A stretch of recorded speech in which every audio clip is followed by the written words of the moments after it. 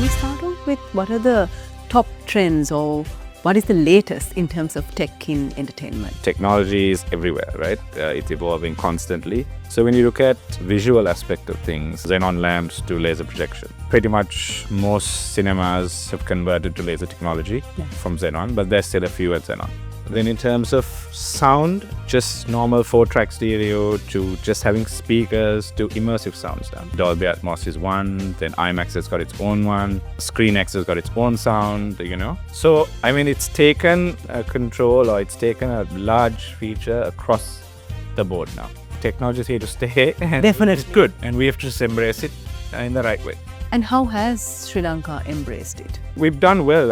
We still have to be proud that we have an IMAX. There's potentially other formats coming, premium large formats coming, complete LED screen that's being installed. You have Dolby Atmos, you have AI coming in. So we still, as a country, we still have a lot to go. Single screen cinemas, naturally we might take a little bit more time to adapt. We're still behind, but we're catching up quite fast. Technology is transforming everything, and cinemas are no exception. We spoke about all of this and more with Naveed Cader. Stay tuned. For 30 years, LMD has been the voice of business in Sri Lanka, capturing the pulse of the nation's corporate landscape through its iconic covers. Each cover tells a story, from the first edition in 1994 to the present day, narrating key moments, leaders and trends that have shaped Sri Lanka's business ecosystem. Over the years, LMD covers have featured thought leaders, business pioneers and game-changing innovations, reflecting the evolution of industries and the economy. As we celebrate 30 years, these covers represent more than just publications. They are a testament to LMD's legacy of excellence in business journalism and its unwavering commitment to being Sri Lanka's leading voice of business. LMD, Sri Lanka's voice of business, a legacy of 30 years.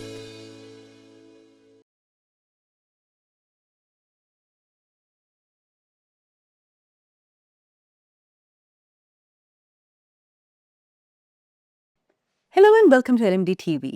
The topic of conversation today is technology in entertainment. And I'm here with the chairman of Scope Cinemas, Naveed Cader. Welcome to our show. Thank you. Thank you for having me. Pleasure to have you here to talk about technology. It's just super hot right now. I don't even know where to start.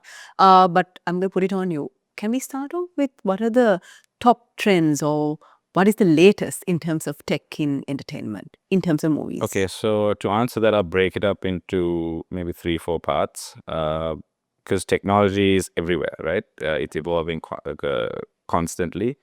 So when you look at the whole visual aspect of things, you get where we've gone from xenon lamps to laser projection. Laser projection, in hindsight, gives you better clarity, its sharpness, better color, more brightness, so it's easy on the human eye. And I think now pretty much most cinemas have converted to laser technology from xenon, but there's still a few at xenon. But it's changing quite fast. Then in terms of sound, we've gone from just normal 4-track stereo to just having speakers to immersive sounds done.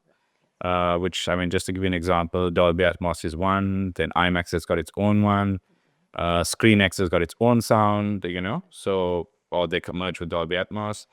So as opposed to just speakers coming out, sound coming out of speakers, it's surround sound literally surrounds you now. Yeah. So it's in that sense, from a visual aspect and also from a sound aspect, you get immersive sound.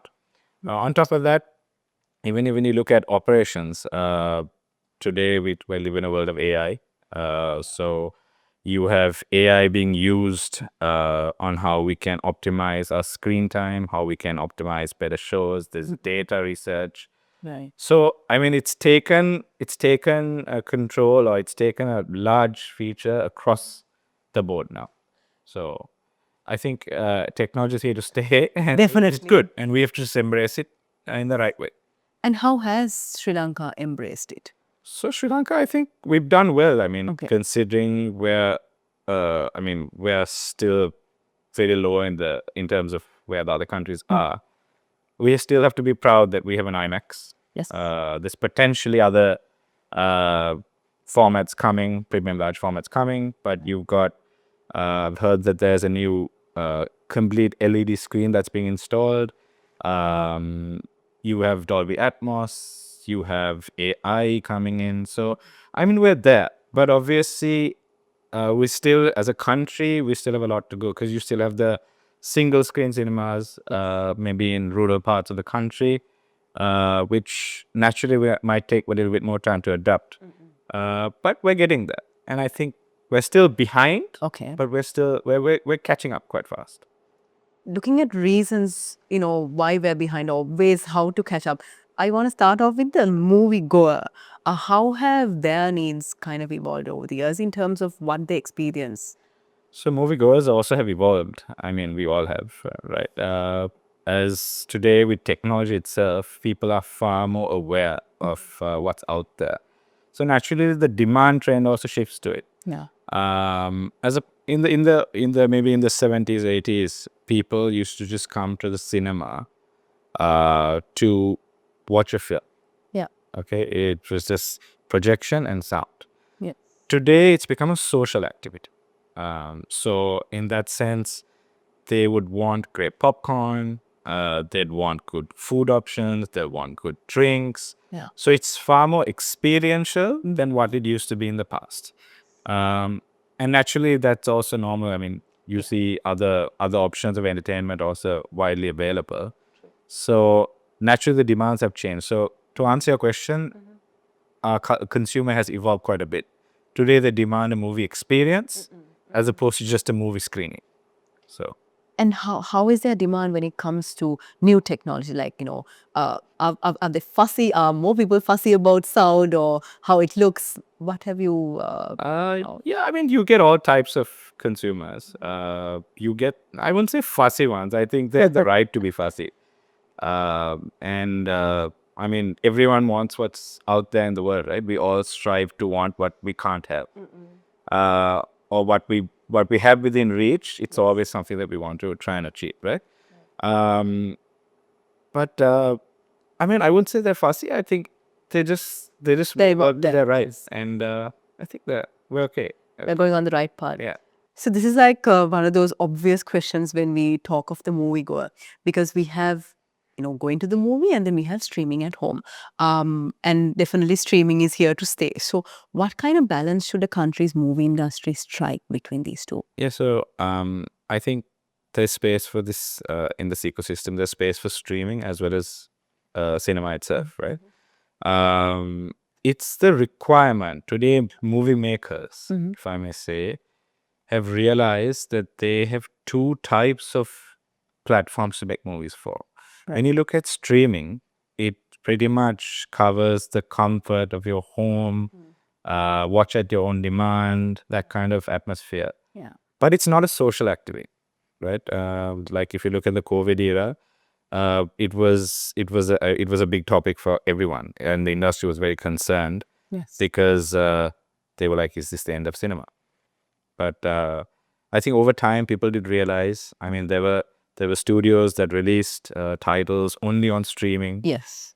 And they also did realize that it doesn't bring the same box office back in. Yeah. Because at the end of the day, humans are social. They're social creatures, right? We all want to hang out, meet our friends, meet our family.